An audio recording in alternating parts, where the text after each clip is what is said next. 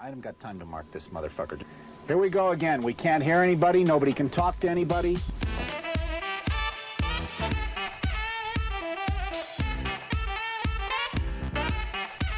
You guessed it, Pressure Points with your two favorite hosts. I'm D, and this is HGH Seeking AJ. We're coming at you with Season 6, Episode 31, Butchers of Bosnia 5, Concentration Camps. I'm going to be getting into some wild, rough shit today, so strap in, get ready for it. Find us on Patreon, Instagram, and pointsopressure.com. Let's get to it, cutie pies.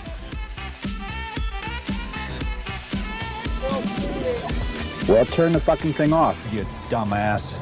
If you or someone you know has been exposed to HGH, tell them I have Venmo.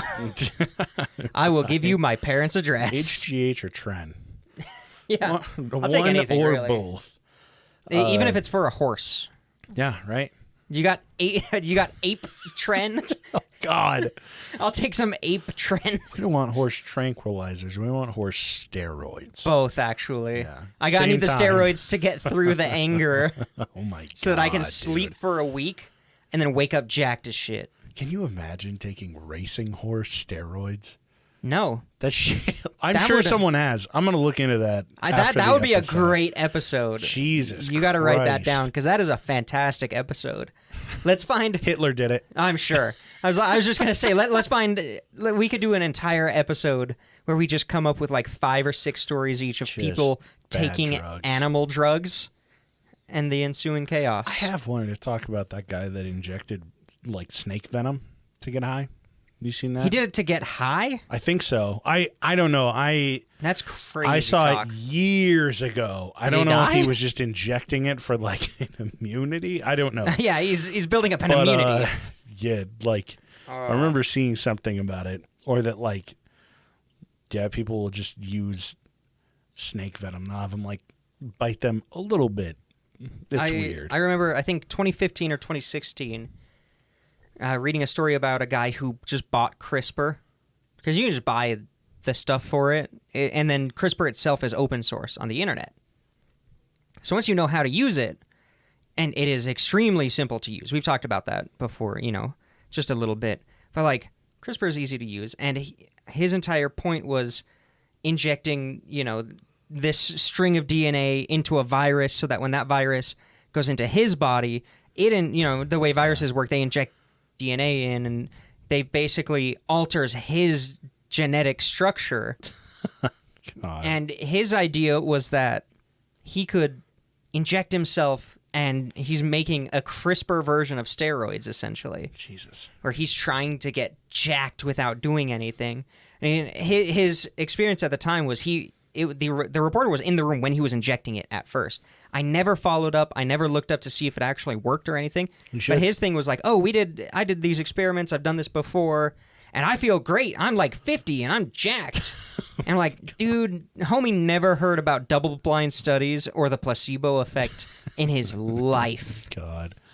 But I love the idea that we could just do a Pressure Points CRISPR sesh. And we figure out the grow a big dick in your 20s and 30s gene. Yeah, right. And we get Jesus. sit on my ass but have a resting basal metabolic rate of 4,000 calories a day. How to lose 100 pounds overnight. Yeah, safely. Yeah. Without your heart dying. And your dick grows triple in length. Triples, so then it's 3 inches. Yeah, there we go. Yeah. But yeah, fucking hell. I love that stuff. We should do that. That's completely off topic to what we're talking about today. Would be interesting to look into. Would be. To do an episode on it. Sorry. Yes. It would be interesting to do an episode on it. To try all of the ways to enlarge your penis that don't work and just lead to tissue damage. Jesus. But we'll do it on Pressure Points, so, right. No homo. Yeah. So how's your week? You started school back up. Work's busy as hell as always. I put off some of the homework. I have homework every single fucking day. I can't front load it because she looks at the dates. Jesus, really? Yeah, so that sucks. But it's not bad. It's like 20 minutes, if just that. Annoying. And then a couple bigger things. Just tedious. Yeah, big old practicum project, so that's fun. Watch some movies. Yeah? Yeah. What'd you watch? We just finished like 20 minutes ago. The Blair Witch Project. Oh, nice. It was. What'd you think? My wife's first time watching it. I've seen it before. I love it. Oh, okay. I think it's great. Honestly, like... It's better the second time. I mean, it was good the first time I watched it. Like, I think that with how movies have kind of changed since that came out, like found footage films. Oh, yeah. It's kind of like diminished how good those movies can be. But Blair Witch Project, I think I think it came out when I was like 8 or something. Like I was Doxing. I was young when it came out, and I remember being scared as shit. I think I was of it. 3. Probably. It sounds about right. You're not that much older than me. Wait, did you watch it when it came out? No. Okay. Like I didn't see it until I was in. God, when it was like I was in my early 20s, I think, when I first watched it. And mind you, I had seen like other horror movies, but it was still fucking creepy. Like I like that the way they make it is like, were they just tripping, or like were they seeing shit, or was something fucking with them? Like I feel like it's left with this ambiguity that I love in movies. Mm-hmm. And yeah, found footage films obviously now are just kind of a Dog really shit. bad trope. But I mean, think about, and it's tough because like paranormal activity completely ruined like everything that they had made in the first like 2 movies by continuing. But like the first movie was fucking scary as shit when it came out. I've never seen any of them. Oh, dude, it's good. Like, it's tough because a lot of people are like, oh, they suck. But it's like, for its time, like, nobody was doing like, oh yeah, home security footage. Yeah, I think of a haunting. That concept sounds awesome, and I will watch those movies. We're starting Spooktober real early. Ooh, nice, good. But yeah, that one's definitely like if you put yourselves in their shoes, it makes that movie a lot creepier instead of like, oh, I'm just watching someone's security footage. It's like, if you go into that movie thinking of it, That's my Ring camera. Well, either your Ring camera terrifying. or you think like, oh, these are my neighbors. Like, I feel like that's the approach that they were going with. It makes it so much creepier. And yeah, you can fucking roast me like, oh, D doesn't fucking know horror movies for shit. Like, yeah, it is kind of one of those like big budget horror movies that it delivers, but it doesn't. But the first one is a good fucking movie. Like a Nice, good I'll horror watch movie. it. Yeah, it's worth watching. I think you and your wife would really like it. She doesn't like them because she watched all of them. Paranormal Activity? Yeah. Oh, that's fair. So that led to, these really did suck. You know, honestly, start sucking. anything after the second one is like, Yeah, it just that's makes pretty you much what think she that says. it's dumb as shit because it just gets over the top. It's like, what the like? But move. I will say that watching Blair Witch, after, looking at the IMDb trivia, going on the wiki, and knowing about the production of that, makes watching it the second time way better, for me at it's least, so good. than the first time. Yeah. Watching the first time and knowing just a little bit about it, about how, the marketing was when it came out and how freaky it was to a lot of people. Dude, like, you didn't get a lot of like fictional documentaries that were put out. Yeah. Like, Yeah, exactly. that were horror. Like, a lot of that shit was just like, oh yeah, you have like Drop Dead Gorgeous, which is a mockumentary. It comes off as being filmed by a documentary crew, even though you know it's not. Mm-hmm. This one, it's like I said, they kind of leave it up in the air that it's like, hey, they're not really actors. They're just college students trying to figure out what the fuck this thing they're is. college they're following kids up who on are doing local lore. a documentary themselves. Yeah. But watching it, knowing what the production did to them, Yeah. and I don't know, have you looked at any of that stuff? Any of that no. stuff? Oh my God, they were downright cruel to these people. Yeah? Yeah, like spoilers if you haven't seen Blair Witch, go watch it. But like when the one guy gets rid of the map and throws it into the river, he was told to do that by the director, but the other people were not told that he was going to do that. So that fight was all real. I see what you're saying. Yeah, I have heard a few things about stuff like that where production just wouldn't tell them like certain details to they keep stuff out. make them feel a little bit more fucked up about Well, it. the original plan was that Mike would be the one who went missing, But instead, they switched it. Didn't tell Mike, but told Josh, "Hey, we're picking you up." Yeah. And didn't tell anybody Mike's else like, it's about it. supposed to be me. Yeah, exactly. Jesus. So there were parts where they were, "Hey, this freaky thing is going to happen. React to it." And then there were parts where they would sneak up to their Just wouldn't camp fucking say anything. and would shake their tent, or would be around their camp with a bunch of crew breaking sticks and shit. There was one part where they're running through the woods and she starts freaking out and you don't see what it is. She's like, "What the fuck is that? What the fuck is that?" It's one of the film crew wearing like pantyhose over his face, wearing long johns. But because it's the middle of the night, you see the white reflection and a fucked up face, and it freaks them the fuck out. Damn, and a lot of the fights were authentic because they were purposely cutting down their food supply.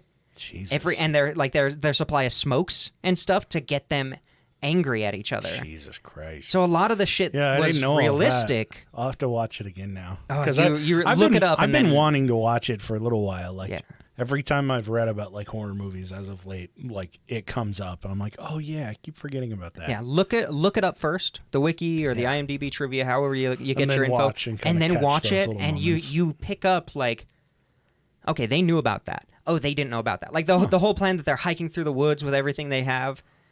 Having recently gone on a hike, there's no way they had enough food for however many nights they were out, like 6 or 7. Yeah. Because they were just given a GPS like device with a dot on it, and they said, "Get there, film on the way." Jesus. And then at the place, a tent would be already set up for them. And then there would be a box basically with the food supplies, with extra batteries for the camera, extra film, and like notes for each of them for the next day of filming, what they were supposed to film. Damn. And then they would use that to manipulate them. And then they would drop off their film in that box. So in the morning, they wouldn't even take down the tent. They would just start walking to the next point.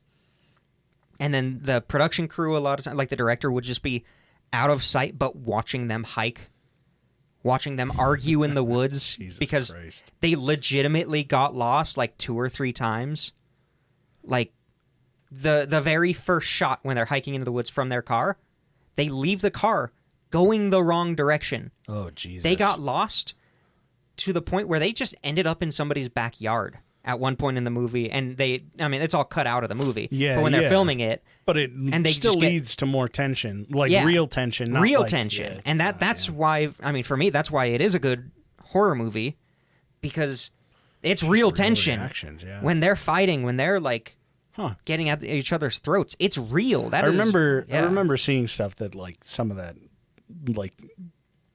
the production stuff was fucked up, but it's like I said, I haven't like read extensively about it or anything. That shit's crazy. They even like edited, like they launched a website the year before the movie came out that was like, "Hey, we're filming this project." Yeah, and I remember that. Yeah. Because my cousin went and saw it when it was in theaters, and he had told me a ton about it. And like when I was young, I saw the trailer for it. It was all over TV and everything. Yeah. It was always in like before movies, and it was just scary as shit.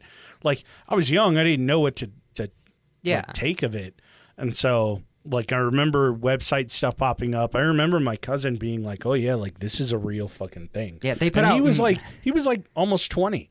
Yeah, a lot of the stuff like at the film festival that it was initially released on, they didn't put out advertising for the movie, but they put out missing persons posters Jesus, for the really? actors.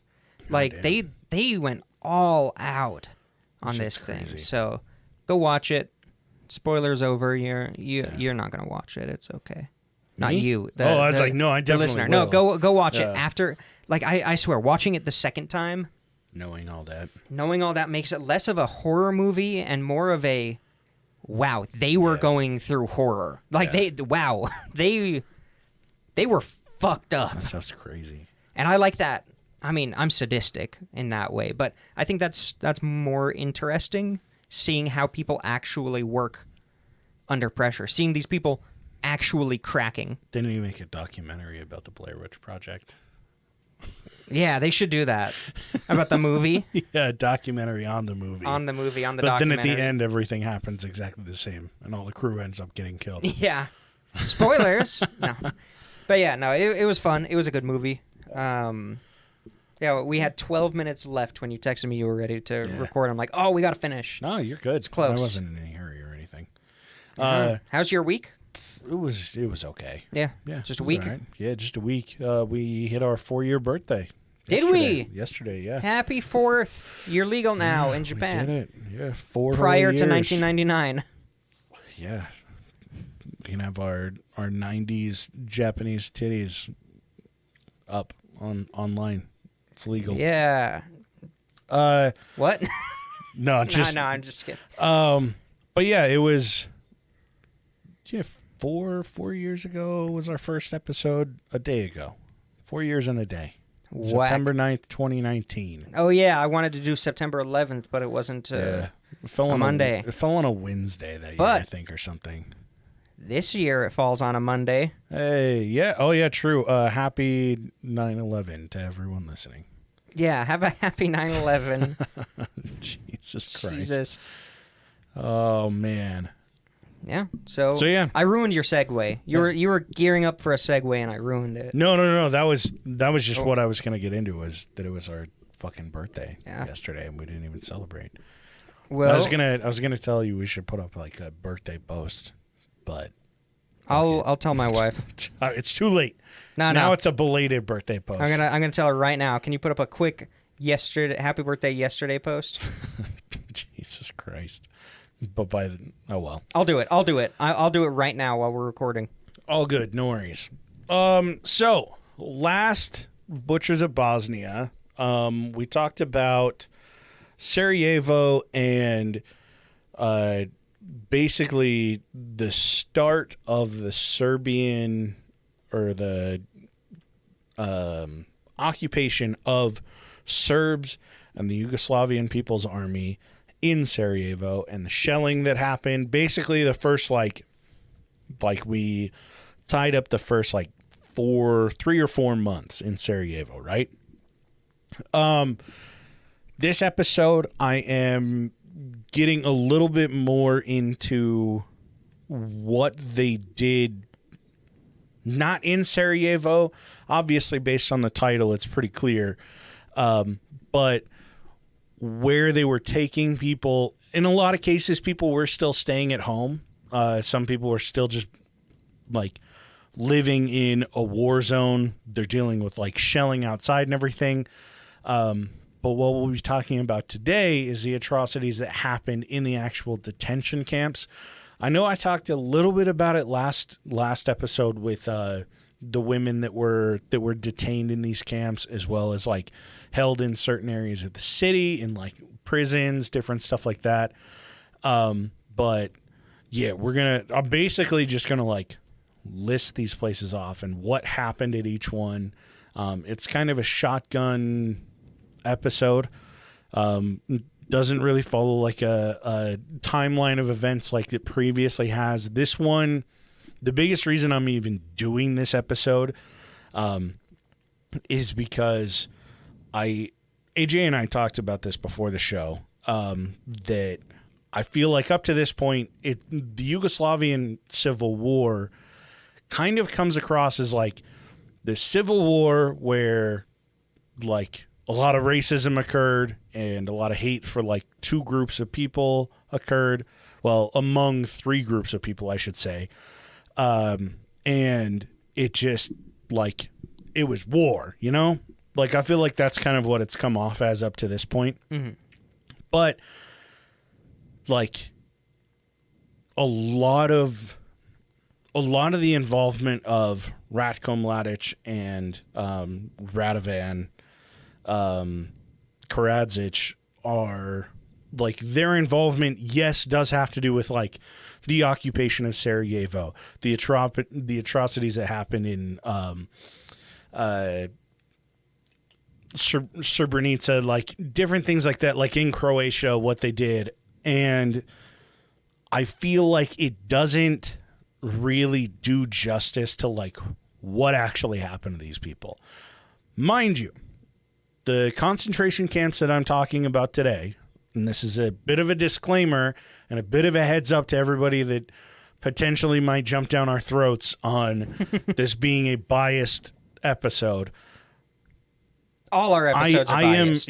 Well, to be honest, the episodes that we're talking about, the Butchers of Bosnia, are in a way biased because I'm talking about, you have to remember, I'm talking about the Yugoslavian Civil War, but I am talking specifically about the actions of two men. Two rats.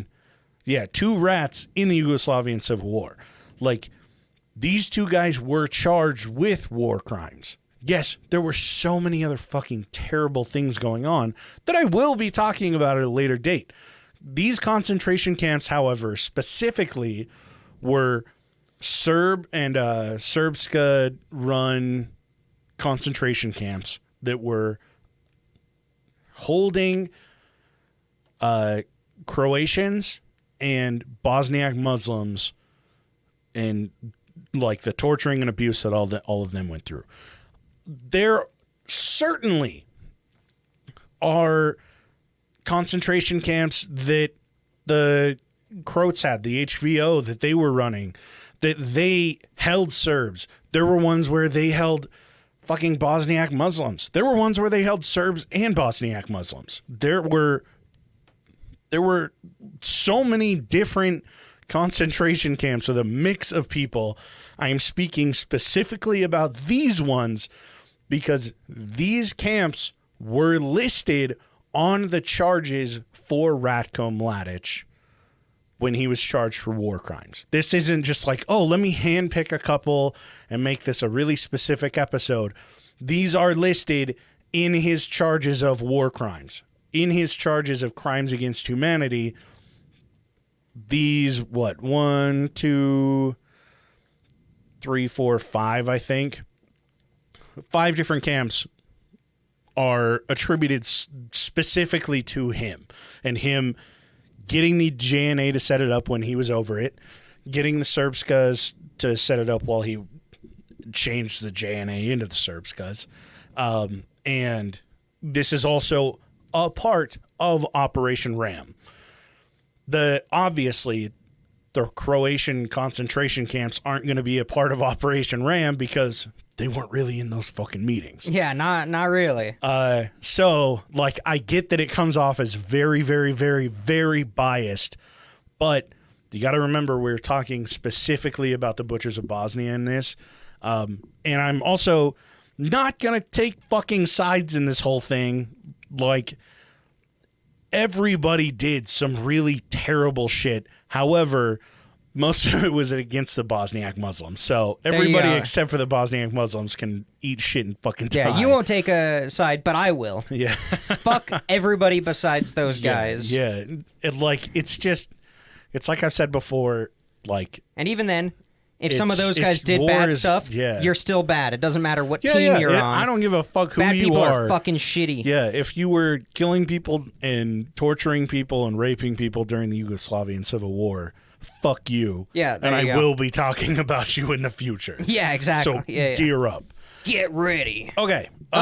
So in the charges for Ratko, when they mentioned these camps, the charge itself was that like they specifically stated that the living conditions were calculated to bring about physical destruction, which I thought was really interesting to like read that they're not just like, oh hey, yeah, like you put people in detainment camps, you put them in labor camps. They were like, no, you made these camps specifically to cause them like physical and mental harm.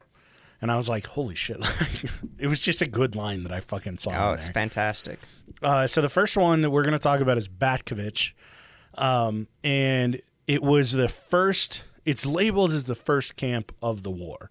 And this was around the same time as Sarajevo and a little bit before. There's another one I'll talk about that was actually created during that battle in Croatia in 1991 that we talked about a couple episodes ago, that the JNA lost to Croatia. But Batkovic was more or less just like 2 barns that they took these people to. And torturing and regular beating would take place like pretty much daily. And because of its early creation, Prisoners at this camp were used to dig trenches. They were used to carry ammunition to the front lines.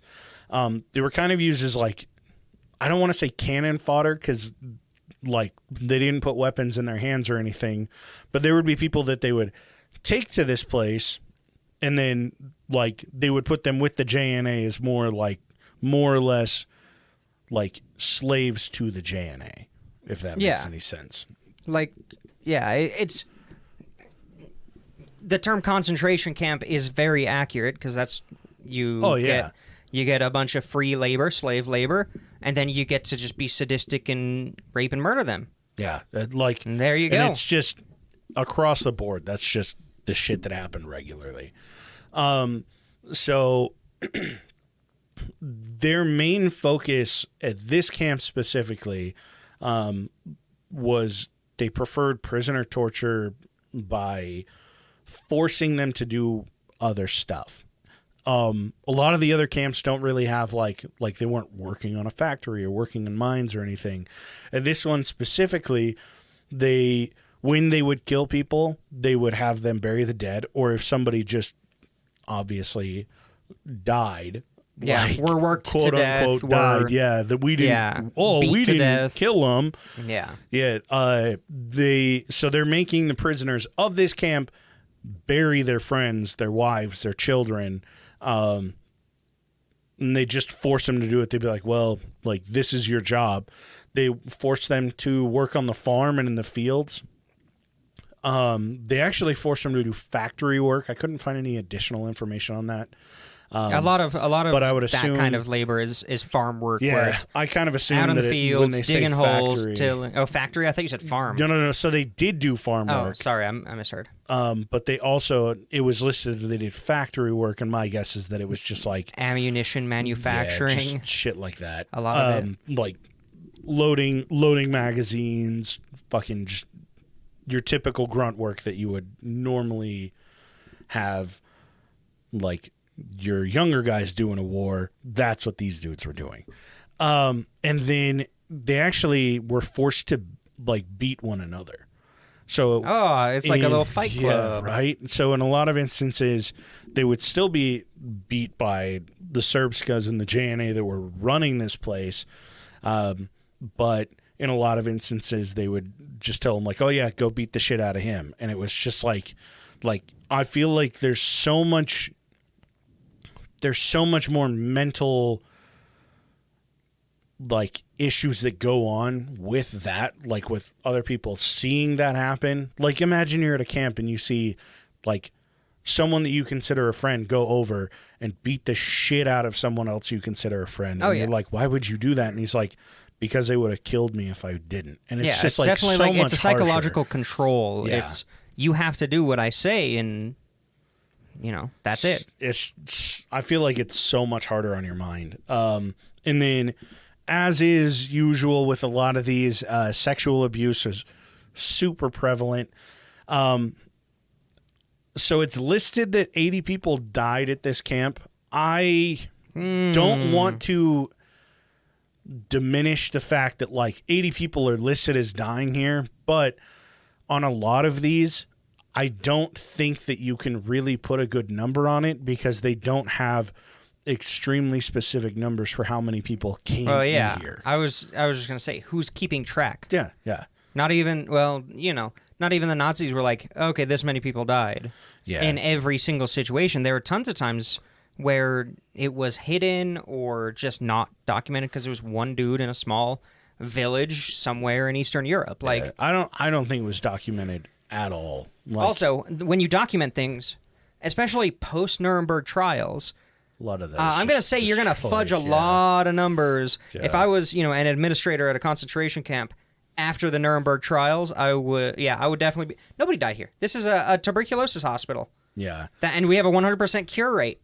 And the fact that like a lot of this was local militias that are bringing these people here, like obviously some dude that's an extremist Serb down the street isn't going to be like, okay, I have like 2 adults, 2 children from one family. These are their names. Like, I feel like he's just going to round people up, no matter who they are. Bring them there, turn them in. They're not going to check boxes. It's just going to be, put them on the camp, and we'll keep an eye on everybody. Like, so I could be entirely wrong in that aspect, but based on everything that I've read up to this point, it didn't really come off as this. Like, they were organized in their approach, but they weren't organized in the way that they, like, handled everyone, if that makes any sense. Yeah. So, it's listed as 80 people dying here. And one of the things I found really interesting was that the trials for war crimes for guards at Batkovich camp went as late as, like, 2012, 2014. Yeah. They were still, like, working on trying people. I was like, holy shit, that's a while. Because a lot of these were shut down in, like, 93, 94. Some as late as 1995, but the fact that this one was one of the first, I would imagine 93 or 94. So it's like 20 plus years later, they still aren't even charged with any fucking crimes for this place. Like, it's just wild. Well, I think, like, I think there were some trials of, where was I think there was somebody tried for Nazi war crimes in, like, 2020. Really? Something like that. I'm trying to remember. I got to look it up. Yeah. Jesus. On this is from December 2022. It says, a court on Tuesday convicted a 97-year-old former Nazi camp secretary of complicity in the murder of more than 10,000 people in what could be Germany's last Holocaust trial. That's as far as I went, so don't at me. Jesus. I don't know anything else about it, but that's crazy. That's really, yeah. Dude thought he got away with it. Oh, yeah. 97 years old. God damn. Let's see. So there's, and I will very likely butcher the name of a lot of these, but the Manyaka camp. Very good. That was correct. This one started in 1991, and this is the one I said started during the Battle of Croatia and the JNA. They had, at one point, over 3,700 people that were detained within this camp, which, like, when you consider how spread out a lot of these areas are, like, that's a fuck ton of people. And it was really hard to track, like I said, it's hard to track exactly how many people were in these camps because they did a lot of transferring from Manyaka Manyaka, I think is what I said. They would transfer to Omarska, Karaterm, and Ternopolye, and what was the other one? I think it was just those ones that they transferred them among. And it's like when you're moving people that often and that frequently, it's not like they're really keeping track of all these numbers. So 37 is kind of fluid, but that was like the easiest number that the UN could put on all of it. Beatings here, just standard across the board, super regular, and killing and torturing Bosniak Muslims and Croatians was absolutely the standard here. Women didn't really seem to appear in this camp until 1992 after Sarajevo was controlled by the Serbs. And this was kind of the story among all of these with Operation Ram. Obviously, they knew that that's what would hurt Bosniaks and Croats the most is, bring their wives and children here and we'll, like, rape and sexually abuse them in front of them. And that's going to make things so much harder on them than a beating ever could. Yeah, definitely. Literally lined out. More of that torture. Yeah, if you haven't... Again, written down, documented. Yeah, if you haven't listened to the Operation Ram episode, I definitely advise going back to it because, like, it is a fucking rough episode. Like, it's terrible, but, like, it wasn't just like they sat down and were like, oh, yeah, raping somebody's pretty bad. Like, it was written out in a plan for how to hurt these people. Like, planned and coordinated rape and sexual abuse was in Operation Ram. So go check out, I think it's like part 2, but if you're new to the series, go listen to all of them before this one. Let's see.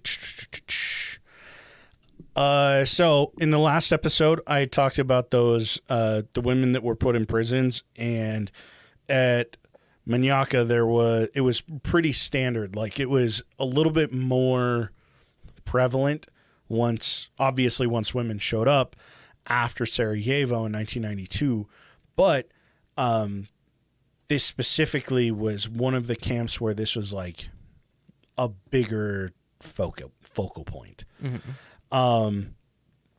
Let's see. Oh, I just lost my fucking notes. Oh no. I'll improvise. Yeah, right. You like jazz? You like jazz? So yeah, Srpska military would basically use this as like a brothel, and I mean, these women are all just being like wartime trafficked. That's exactly it. Srpska men would show up. They would go to more or less a front desk, and the front desk would say, okay, cool, yeah, like go into the barracks and just find somebody, take them into the street, rape them, whatever. You don't even have to bring them back. Just make sure they don't go free. Pretty much was their approach. You go. It's fucking terrible. And so despite multiple accounts of what was going on at Manjaca, the Serb administration that was running it was basically just like, oh yeah, like so when they were charged with war crimes, the administration members were approached, and they basically just turned to this human rights and war crime commission, and they basically are like, we were housing prisoners of war. Like, I don't know what these accounts are, but like, yeah, of course they would. We're housing prisoners of war, and anything like that happened isn't on our records. What? They're so full of shit. Yeah. They were in Time magazine. Yeah, yeah. Starving people. Like, the only thing that they got away with was hiding how many people they were really killing. Oh, absolutely, yeah. Like, everybody knew about it. The craziest thing about this entire event is that it was widely photographed, filmed, talked about, and yet nobody knows about this. Yeah. Not here. No, and I mean, it's... I feel like it's one of those areas in the world, like, if you say, oh, point out where Serbia is, point out where Croatia is, a lot of people recognize those names, but nobody could find it on a fucking map. Oh, yeah. Walking down the street here where we live, yeah, and it's just like, no. even people that lived through this, a lot of people still were just like, oh, yeah, this is BBC-esque news. I'm too busy watching what's going on with the first Bush administration. I'm too busy, reading about Bill Clinton's latest exploit. And Al Gore, and It was just it hit during a time when, like, media is so prevalent, but the U.S. media is just starting to get into, like, partisan politics. Oh yeah. And so I really feel like it went by the wayside because, like, we never got into this stuff when I was in school. No, not at all. Yeah, it's just fucking crazy. World history. I've taken 2 world history classes before college, and not a single one talked about this. Yeah. It's just crazy to me. It's just weird. I feel like the biggest reason is that it's like, oh, it's considered current events, but it's like, this is 30 years ago now. Yeah. Like, this is not current. There are a lot of people that don't fucking know about this, myself included. Yeah, exactly. A year ago, I had no idea what this shit was. Yeah, I had heard about it, but I didn't learn anything until you started doing these series. I didn't know a ton about it. Yeah, it's fucking crazy. And then the reason Manjaca kind of slipped under the radar even further was because when they were created, I think it was like, 1991. So during Croatia, but Sarajevo happens, and this hits like a worldwide scale. People find out about Sarajevo because that's what's happening right now. Sarajevo's getting shelled, and it really hasn't come out that these camps are going on, that like these that camps this have been ethnic set up cleansing is going on. Yeah, that this has been going on for like 6 months now. And like, yeah, people are seeing the bombings on the news. People are seeing the snipers on the news. But a lot of people just didn't know that like this specifically was happening. Reporters went to a bunch of different camps in like 1992 in August 1992. So, I mean, that's like 2 months after the end of the start of Sarajevo. And that's when people were like, holy shit, there are fucking concentration camps here. Yeah. And so this one specifically slips under the radar because it starts getting really bad while everything is happening in Sarajevo. Yeah, it was. So it was It was drawing the media attention. Yeah, exactly. It was the celebrity divorce of the time period. Yeah, right. So the next one we'll get into is Omarska. Omarska. This one is going to be the longest one. This one was just like, this is like the Auschwitz of all. Like, it was the big one. This Omarska is fucking bad. So, and eventually in the future, I'll end up talking about what happened in Prijedor, which was a Bosniak Muslim, like, prevalent town that, like, they had a whole coup. Levels of what happened in Sarajevo, but on a smaller scale. I'll get into that in a later episode. I don't know if I'll do it in the Butchers of Bosnia series because this is going to go on for like 100 episodes at this point.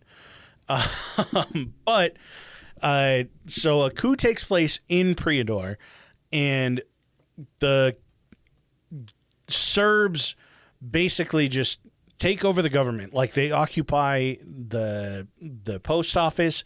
They had already planned on occupying police stations that were run by Serbs, and then any others, they just take over them. Everything goes up in the air, and they do exactly what they did in Sarajevo, where they go and rip people from their homes or threaten them, hey, you either leave or we're going to burn your home down with you locked inside, kind of shit. And this one was set up prior to the coup, but it was at the end of April 1992 was when they like officially were like, oh, okay, Omarska is now one of the bigger camps. Now, Omarska itself was home to a lot of Serbs, and I think the numbers in the area, because what was it? I keep losing it. I have them fucking bold, but it doesn't look any different on this app. Yeah. Trinopolje was like right next door to Omarska, and Trinopolje itself was like almost 50% Bosniak Muslim and just under 50% Serbian. Perfect. And so when the Serbs finally get their go-to, there are a fucking bunch of them, and it's hard to hold them back. And the Bosniak Muslims aren't like this paramilitary that's set up to stop Serbs when they decide to take over Prijedor. Like, it was just an absolute clusterfuck. And yeah, so Prijedor was home itself to about 25,000 people. By the end of the Yugoslavian civil war, 7,000 are listed as missing. Jeez. Like a large amount of people, and this is but why only 50 people died in the nearby concentration camp. That's what's so tough about it, is because it's like, yeah, you do have all these people moving around, and you have all these people dying, and it's like when you hear about, when I get more into like what happened in Omarska and everything, it's like there's no way that it's just, you know, 180 people or like 200, 250 people died here over the course of like years. Yeah, it doesn't really make any sense. Like, I can see the torturing going on for that long, but I feel like they were only able to attribute a small number to actual murders and war crimes rather than the actual amount. Like, these are probably the only people that, like, the numbers are the bodies they were able to find, I should say. Yeah. And how easy is it to just dig a hole somewhere? Yeah. I mean, there were over 14 mass graves in Omarska alone. Yeah. So They don't have a definitive amount on number of people that died in Omarska because Omarska got really fucking out of hand. It was a mining site, and surprisingly enough, they didn't really like force labor on a lot of these guys. Like, it was really just a torture camp. Like, they weren't like, oh, go work in the mines.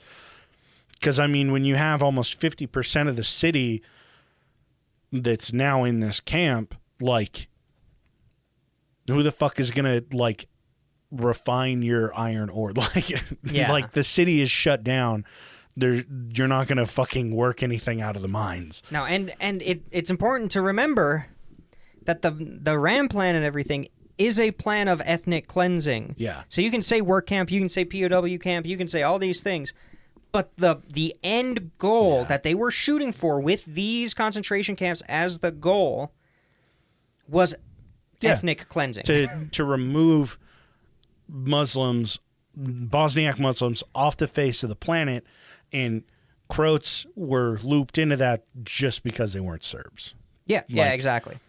I just think it's so easy to make that argument of no, it was just a detention camp. It was war. Like, obviously, you need this. This is directed specifically because of what they are. Yeah, America's shitty.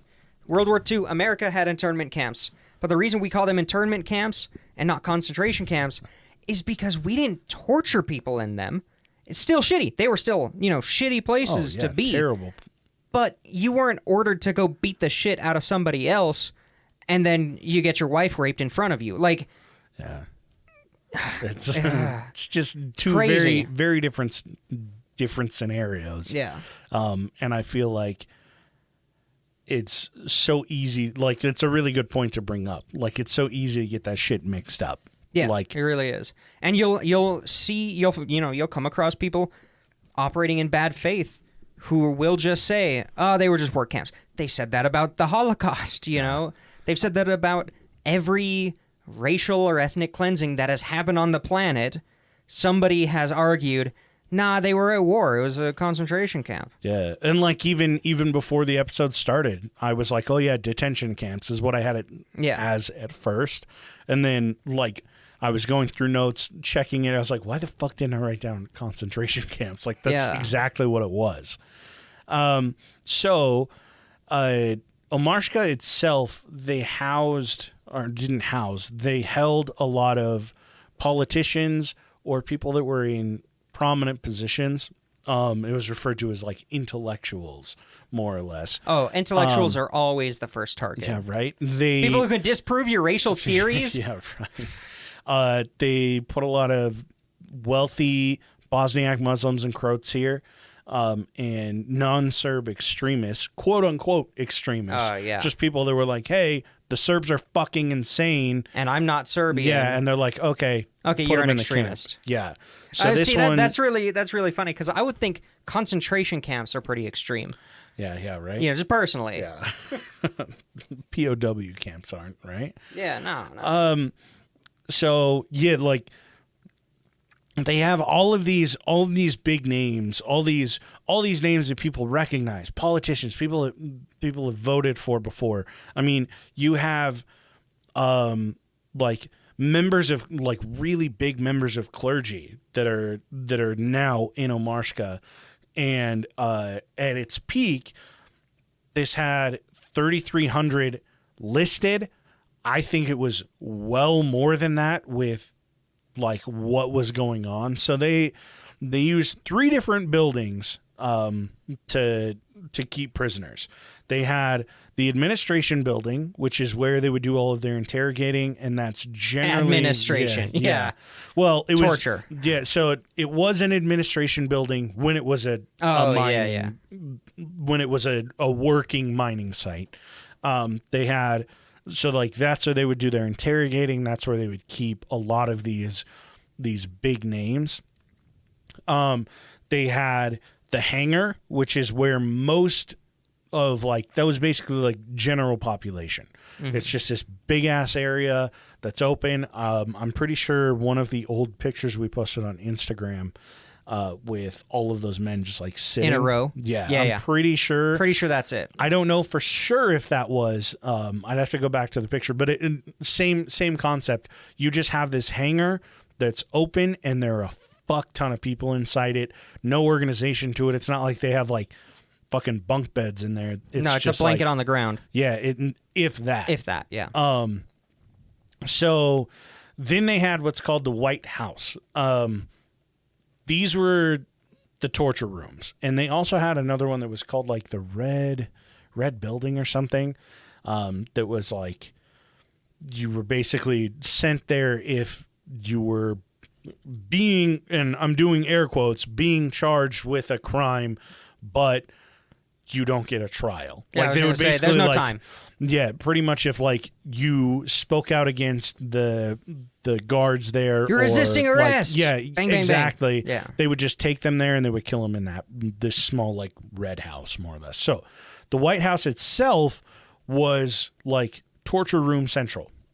They had 220 square foot, like the rooms were 220 square feet. Okay. Which to imagine 220 square feet is like my bedroom and the office. And then you pack 45 people into that. No, it's smaller than that. It's not the full office. It's like 2/3 of it, if that. Yeah. No, I mean like I'm trying to do the math, but yeah, that's like 270, I think, some shit. Yeah. But so a smaller area than that, 45 fucking people are just packed in there. 45. Some sardines. And that wasn't even the most extreme case. That was just like, oh yeah, if you go to the White House and you're being tortured there, that was just kind of known. Like 50 people per like 20 square meters, pretty much. The people that were staying in there had, like, they were constantly just covered in blood from people that were either being beaten right next to them or people that were just being fucking killed right next to them. The walls and floor totally covered in blood. They had what they referred to as the garage in the White House, and it held 150 plus people.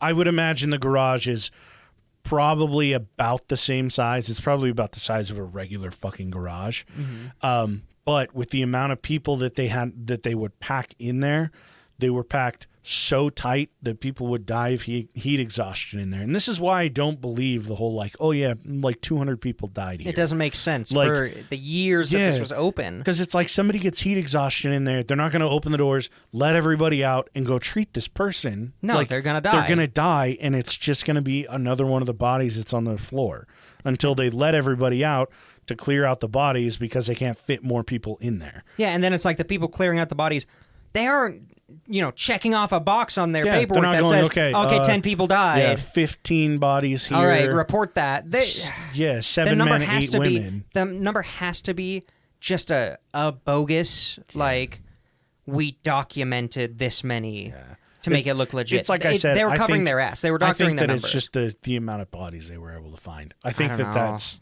all that it really is, because there were so many. 14 mass graves. A mass grave isn't just like, oh yeah, 2 or 3 people. Like, this is a lot of fucking people that died in these areas. There was, and I watched a BBC like mini documentary on this a while ago, and it talked about this guy in Srebrenica that, like, he escaped by climbing over bodies. Like, he faked dead. The sun went down and he climbed over bodies to escape. And it's not like it was like, 4 bodies in this mass grave. No, that's a pile. Like, this is a lot of fucking people. 14 fucking mass graves in one place. I think it was called like Fulva. It was another ethnic cleansing that Ratko was over that I'll talk about in the future. But they have a map of Bosnia and Herzegovina, and it's basically like circles on it, and then it says like 2 mass graves, 14 bodies found. 1 mass grave, 150 bodies found. Mm-hmm. And it was like, in this whole thing, it was like they discovered over like 2,000 bodies, but it's like those are the ones they discovered. Yeah. I mean, there's been, cases in the past where you do a mass burning. Yeah. You collect the bones and you grind them up and then you just dump them out and you're set. It's fucking wild. Like, it's just like yeah. And then let's say you take a truckload of people, of bodies, out into the woods somewhere, and then make 10 of them dig a hole. They're not searching there necessarily. Yeah, exactly. They're going to search around the camps. They're going to search where you would expect it to be, but you're not going to turn over every stone and just go dig test holes in a forest or in the middle of nowhere. It's It's so unfortunate that like that's all they've been found. That's what it is, and it's just because of the numbers that are reported. I feel like that's why this whole Yugoslavian civil war is overlooked, and because all three sides are doing these atrocities. Like I said, I'm only talking about one of the sides is doing atrocities now, but like when everybody's a bad guy, then it's going to go overlooked. It's like, oh yeah, just a bunch of pieces of shit fighting each other in like southeastern Europe, Yeah, like it's like the number of Jewish people and everybody else, all the victims of the Holocaust, every year keeps going up. Yeah, because we are continuing to find mass graves in these little known places, like that organization that I talk about all the time.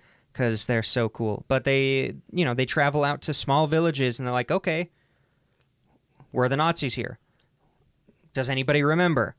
Where were the bodies? Yeah. And every time they go to a village, they find 1 or 2 or 3 more mass graves with tons of people in them. It's just wild. And they just...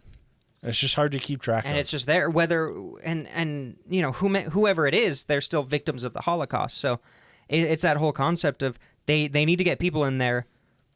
Hopefully, it's been long enough, but somebody needs to go in there and they need to interview people.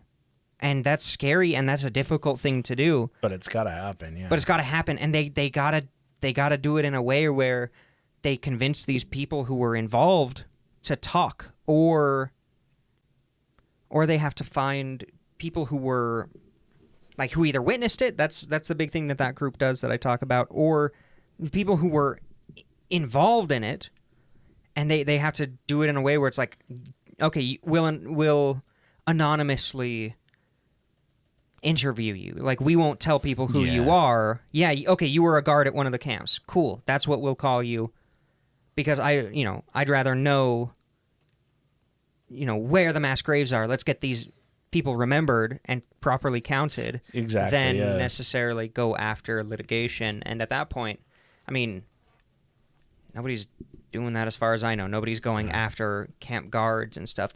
My understanding is they got the big guys and said, that's good enough for me.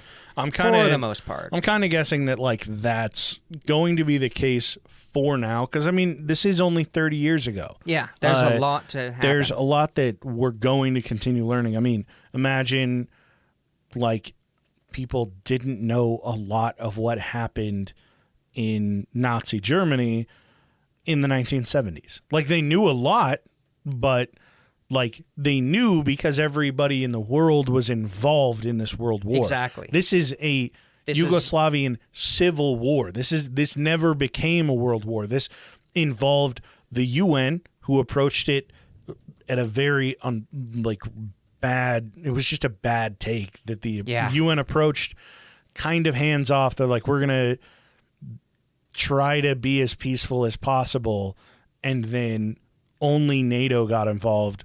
Like, way late. NATO got involved to end it. Yeah. And it was within like months. It was over when NATO got involved. And it's like, you don't have all this involvement. You don't have like, my grandpa served in World War II. Like this is a, I don't want to say local thing, but like local on like yes, it definitely was an local area scale rather than it's like asking small... a German in the 1960s their opinion on the American Civil War. Yeah, exactly. At best, they've heard of it. Yeah. They probably, I mean, this is pre-internet, and they have their own shit to deal with during the 60s. You'd think, it's like they wouldn't really know. Yeah. All right. Sorry. This is going to be a bit of a longer one. I'll get through this stuff. I don't have a lot left. No, you're good. I'm in no rush. So in Omarska, they had daily beatings they would use the butt of their guns, metal pipes, wooden sticks, really just like anything that they could use as a weapon, they would use it.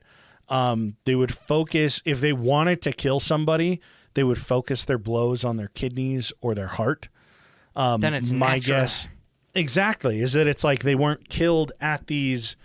They They died weren't of killed in kidney these failure. camps. Yeah, their kidneys just failed. Oh, their heart just stopped. And outside the gates, after they set this whole place up, outside the gates, they set up landmines. And then inside the gates, they also had a couple landmines that were just like, oh, yeah, one of these Someone people steps on fucking it. stumbles on it. It's an accident Oopsie. rather than it being. They went a somewhere war they crime. weren't supposed to. Yeah. When people were brought here, they were given a jerry can full of water, and they were basically given like one spoiled meal per day. Food was always rotten, and they were allowed 3 minutes to eat their spoiled food and drink some water. The bathrooms were blocked off, so this led to human waste just everywhere. The only source of water was from a river, which was being polluted by industrial waste. Nice. So they'd take their jerry cans over and fill up, and they're just getting more and more and more sick. This is another perfect example of, oh, well, it's an accidental death, not a death that we caused. The overcrowding itself wasn't like an accident. It was outlined by Ratko and Radovan that if we overcrowd Omarska, people are going to die there. And so they intentionally took people from other camps and transferred them to Omarska just so that like they knew how bad the conditions were there, and it was all intentional. You don't just block off and like bar bathrooms because you're like, oh yeah, the plumbing doesn't work. You do it so that they have to piss and shit in their living quarters, and that makes people sick, and then they fucking die of Hep C poisoning. Like, it's just they die of the doo-doo, the doo-doo water. At one point, Srpska started a tire fire, and they decided to use that as a method for torture, killing, and for destroying corpses. Which, I mean, there you go. tire I was fires, talking about that. I was going to say, I don't know if, like, for those of you who are listening that don't know about tire fires, they are basically impossible to put out. And they're like, very hot. Yeah. They're tar, they're it's a hot, petroleum and they product. will burn forever. I mean, dude, I was thinking like, yeah, you know, mass burnings would be a way to get rid of and hide a lot of bodies. But then you'd have to explain, you know, the soot. But if you just say, "Oh, we had a tire fire," they're going to say, "Oh, this is a bunch of tire stuff." They're not necessarily going to inspect it that close. What are you going to do? Dig up under all of like the dig melted up under a rubber bunch of rubber 10 years and later? Shit? Yeah. Man, somebody's got to go in and look at those tire fires. Fingers crossed it happens. It'll be us. I hope so. It'll be us. That'll be our retirement project. Yeah. Hey, Patreon, Right. if you want to fund our trip to Serbia. Or not just a trip, an entire fucking project. Well, yeah, and the project. So in July 1992, there were accounts that people wrote of 200 people that were brought in to Omarska. They were immediately taken to the White House. Each person was handed a bullet, and they basically and then they threw one gun in. Yeah, right. No, they went down the line, and they would like take the bullet, load it in the gun, shoot them in the head with it. The gunshots went on inside the White House from sunset until dawn the following morning. Shots were fired for hours into dead bodies. People woke up, walk outside, they still hear gunshots, and they just see all these Srpska soldiers shooting dead bodies of Muslims for hours after they've been dead. But only 200 people confirmed dead from this camp. 180 bodies were loaded up and taken away the next day. And it's listed that around 2,000 people died here. But like I said before, it's still up in the air, and it's still unknown how many actually died going through Omarska. So Trinopolije was the camp that was close to Omarska, but not like it was in the same area, more or less. It's just out, the city itself is just outside Prijedor, and it's on the northern side of Bosnia and Herzegovina. Trinopolije's population is the one that I said. It was almost 125,000 people. It was like 122. 44% are Bosniak Muslim. 42% are Serbs. The camp started at the exact same time as Omarska did, April 1992. They took them to a children's school, and at its peak, they had 7,000 prisoners, but they averaged about 4,000 at a time. Over 30,000 people passed through on their way to Omarska or Manjaka, and this camp specifically was made to house or made to imprison women, children, and older men. Obviously, their focus here isn't labor camps. Their focus here is going to be sexual abuse when you have people that are, like, when you're taking, what's the word I'm thinking of? Vulnerable people. When you're bringing in more vulnerable people, especially like... Well, this is the direct argument that these were not POW camps Yeah. or work camps because they're targeting populations who are not generally targeted. Yeah. They're non-combatants. Women, children, and old the men. older population. Like this is what the fuck? directly against. Yeah. These aren't soldiers. These aren't people running around.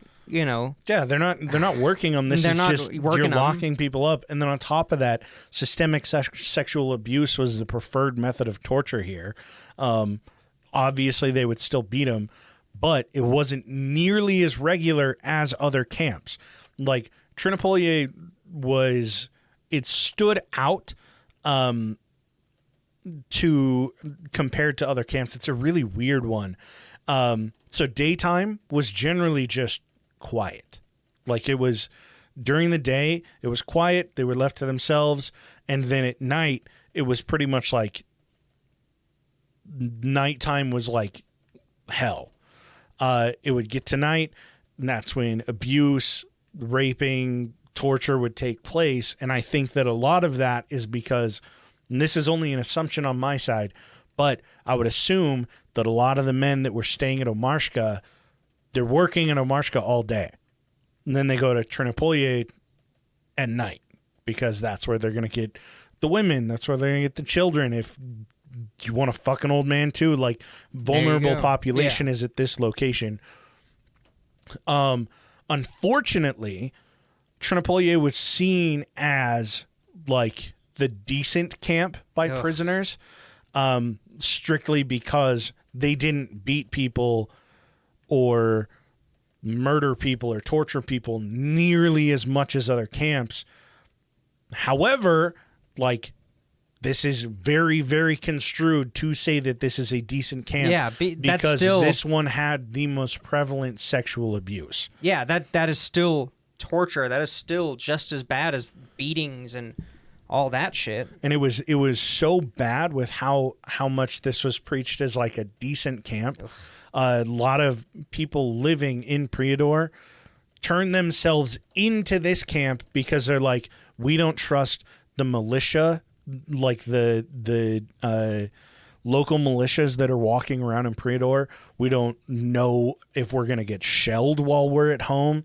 Like, this is a bad situation. We would much rather be in in a camp where we're not going to be. So it was propaganda, straight absolutely. up, just to get more people in.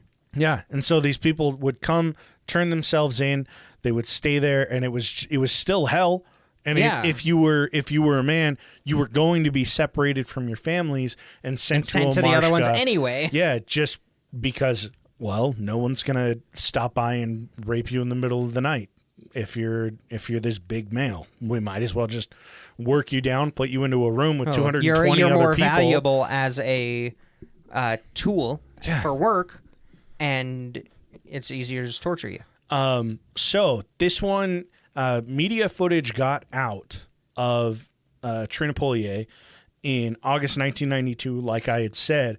So footage got out, and the Serbs' response was kind of weird. They basically were like, oh, shit, we're sorry, like, our bad. And they turned all of the prisoners over. They basically took the camp, and they were like, so, like, it's this children's school. Mm-hmm. They just go, okay, like, Red Cross, step in. These people are yours. And Srpska and JNA fucked off. And it was estimated that about 90 people died here. And the Red Cross came in and shut everything down in, I think it was like November 1992. Like they basically used it as like a hub to help people.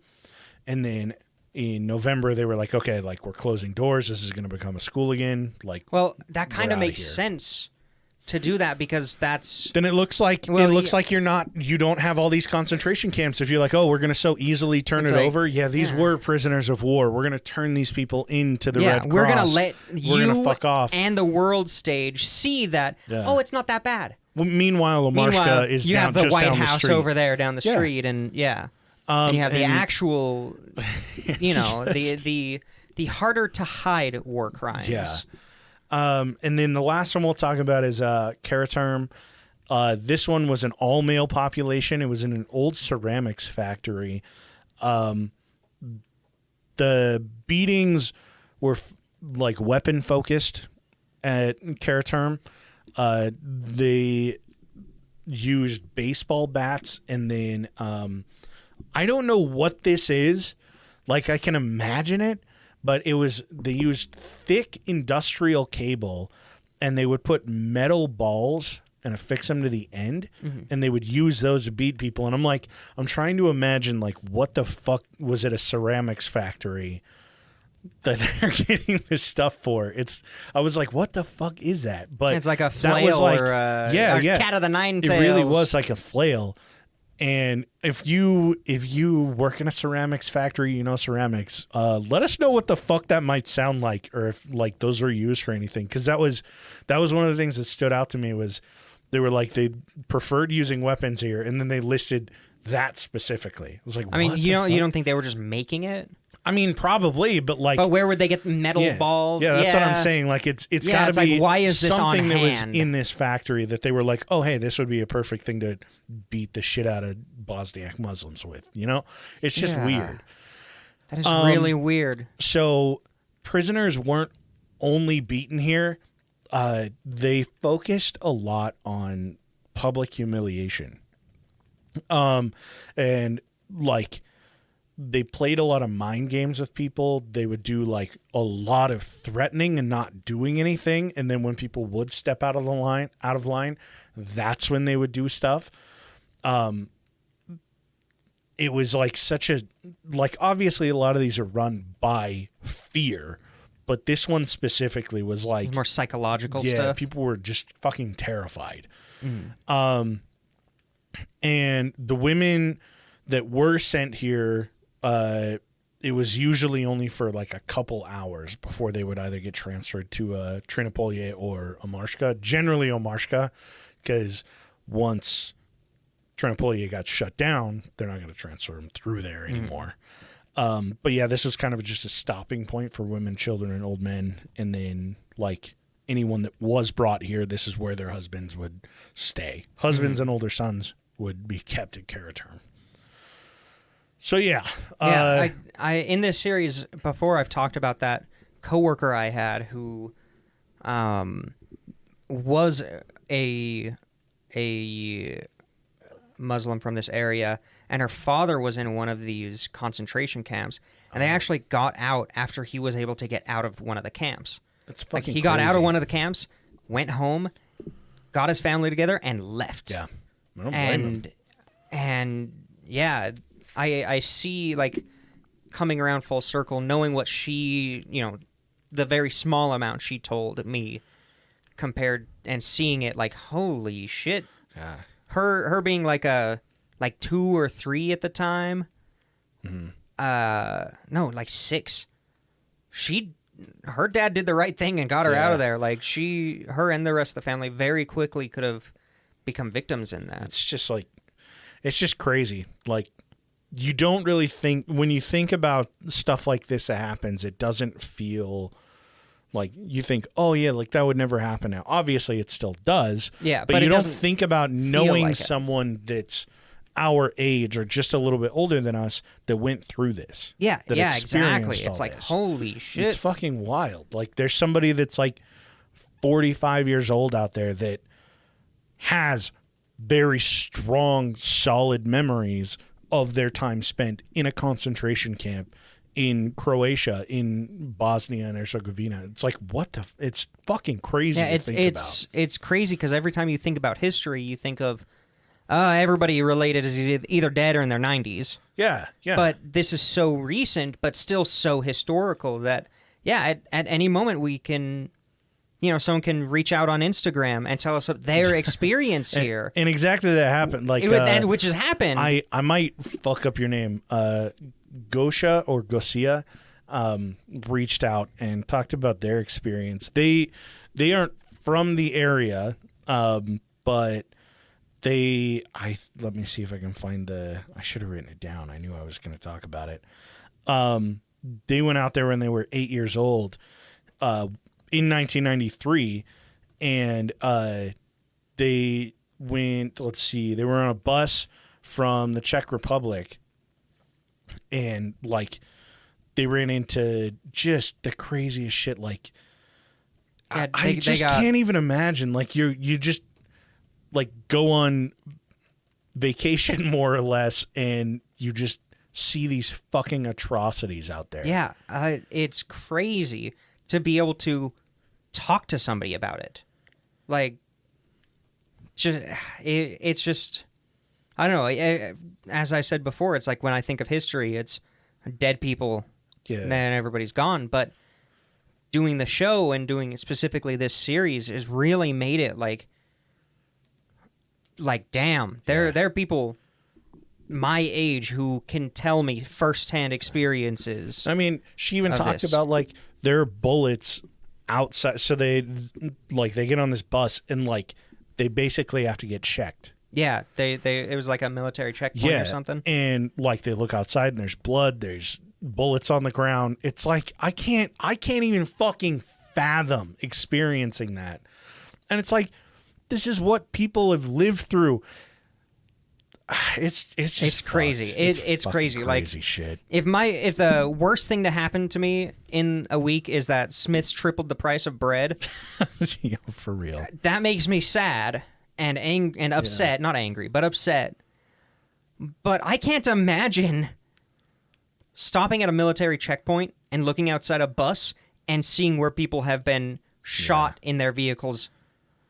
Who knows how soon before you? Yeah.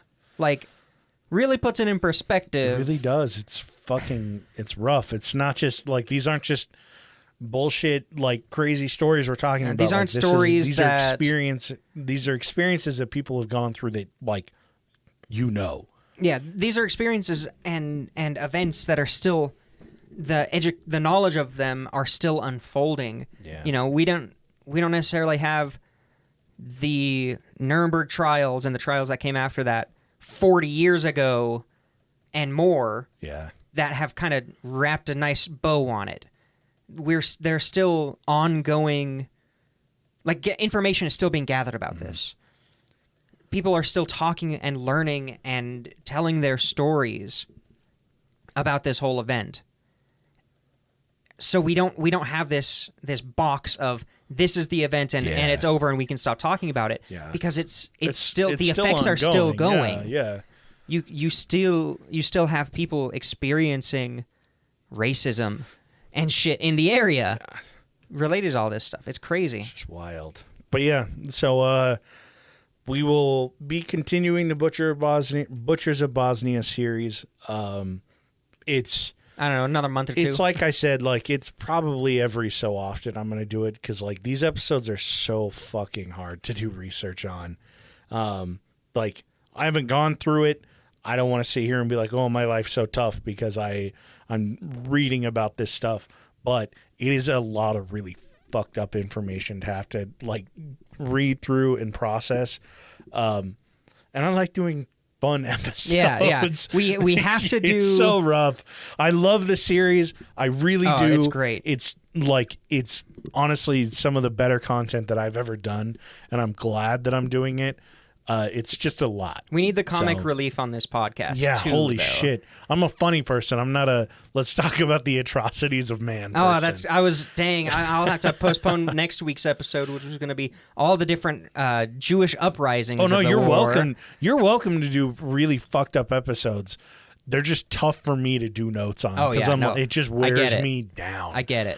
But I will not be abandoning it. It's going to take time to get all this stuff out. And then when it is done, I'm trying to figure out a way to kind of put all of these together in like a playlist or something. Now I'm going to make a page on the website. Oh, yeah. Exactly. Like it'll be like we'll have everything in one place, presspoints.com/Bosnia or something like that. Yeah. And it'll be all in order, plus all the extra bonus episodes that we did before this, any we do in the future. Yeah. It'll all be there. So, in fact, I could probably start putting something together, because then we could also start putting images out on there as well. Just whatever stuff when like we that get to it. when we get Not to a big it. Deal. But yeah, so I'll keep going with it. It's just be patient with me because it's a lot. But if you are interested in additional content, we go check out our Patreon. PointSoPressure.com or not. PointSoPressure.com, the support us page. We have Patreon that you can subscribe on, and we have Buy Me a Coffee if you're interested. If you can't afford it, it's okay. We do an extra episode every month. We have a bunch of sloppy seconds on there. AJ's working on a series called Voices. And eventually, it's another one you got to be patient for. But yeah, click on all of our links. Go check them out. It would mean a lot. If you can't afford it, like I said, it is no hard feelings. We just appreciate that you guys are listening to even this. So, you got those names? Yeah. See, I brought the throat clearing back. Yeah, that was impressive. Yeah. Good job. So we've got the board. Of course, we've got Minity, Toddle Waddle, and Weston. They greenlight this project. Yeah. I was gonna make a joke in really bad taste relating to this project in concentration camps, so I've decided to recant that. But and of course we've also got Abby, AJ's third nut, Kitty Titties, Thomas, Dark Runner, D's Nuts, G-Dog, Hayden, Laura Revo, and Lindo. Thank you guys so much. We really appreciate you guys being here. Like, you're gonna be getting some fun stuff. Yeah. I'll if you listen this far, you deserve the shit. Right. We're gonna maybe do some more stickers and stuff. So make sure your shit's up to date. Yes, absolutely. Make sure your stuff's up to date. And as always, if you guys ever have anybody has any suggestions for movies, TV shows, Personal books, experiences. anything, like if you have anything that you're like, holy shit, you guys got to check this out, or you want to talk about it, by all means, reach out to us on Instagram or reach out to us via email, ppdnaj@gmail.com, or go to our website and leave us a fucking voicemail or a message. Thanks. We'll catch you next Monday.